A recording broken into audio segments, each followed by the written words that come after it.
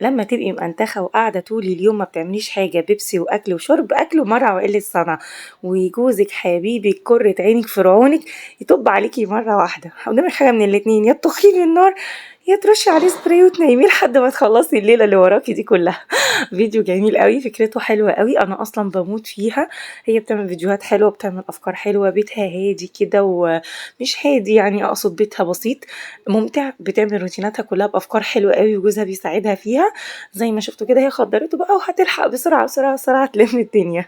بحب أفكارها قوي في الفيديوهات، بحب نشاطها، خفيفة، طريقة صياغتها للروتين تحببنا ان احنا نقوم نجري نعمل كل حاجة.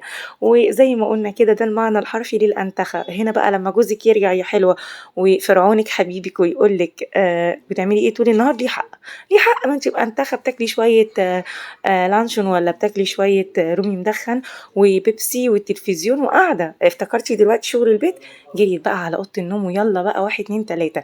نفسي يا جماعه شغل البيت يكون بيخلص بالسرعه اللي بنشوفها في الفيديوهات دي بصراحه.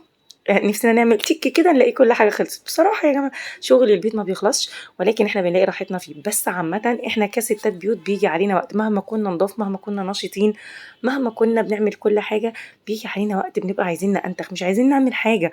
ما احنا كل يوم بنعمل، واللي بنبات فيه بنصبح فيه زي ما بنقوله، زي ما بيقولوا. ولكن الأنتخة ده شيء أساسي طبع في كل البني آدمين، إن يجي علينا وقت من كتر الروتين اليومي أو اللي احنا بنعمله، اللي بنقوم الصبح نفطر ونودي مدارس نشغل الغسالة، ننظف المطبخ، نعمل الأكل، نروق السراير، نغير الملايات، ننشر كل الكلام ده يا جماعة. بيجي علينا وقت وطاقتنا بتنفد. فما فيش واحد بقى فرعوننا الحلو الأمور ده ما يجيش يقول بتعملوا ايه طول النهار. ما احنا كل يوم بنعمل، لما يبقى في نهار واحد بس احنا مأنتخين فيه ده من حقنا. احنا حقنا كسيدات فاضلات ربات بيوت ان احنا نأنتخ. يعني لازم الأنتخ يوم في الاسبوع. طيب يوم، ده حتى يوم الاجازه، يعني الست اللي بتشتغل حتى يوم الاجازه ما بالنسبه لها مش راحه، ده اجازه من الشغل اللي هو العملي اللي بتاخد عليه سالري او بتقبض عليه.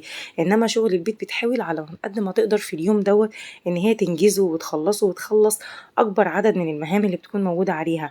وكمان في امهات ما شاء الله بتبقى بتشتغل وفي نفس الوقت هي عندها اولاد في المدارس محتاجه تودي مدارس وتعمل سندوتشات وترجع من المدرسه تذاكر وتعلم وتفهم، لان مش كلنا بندي دروس في كل المواد، لان ده شيء صعب جدا. وفي ناس اصلا ما بتاخدش دروس، فبيبقى هلاك للام. فبيجي علينا وقت محتاجين راحه لينا ولنفسنا ولصحتنا ولوقتنا. وبيجي علينا وقت ما نبقاش عايزين نعمل حاجه، شايفين البيت مبهدل والدنيا مبهدله والدنيا مكركبه، بس احنا قاعدين، احنا عايزين نشرب بيبس وناكل ايس كريم وناكل من عند بلبن ونأنتخ، مش عايزين حاجه تاني اكتر من كده. فراعونا يعني، راعوا ان مش كل يوم لازم نبقى بيرفكت والبيت بيرفكت. بنعمل يعني كل حاجه راحتنا في نظافه بيتنا، بس من حقنا الانتخه من حقنا. ما تجيش بقى عيني وجعاه بص غسلت له عينه وجعاه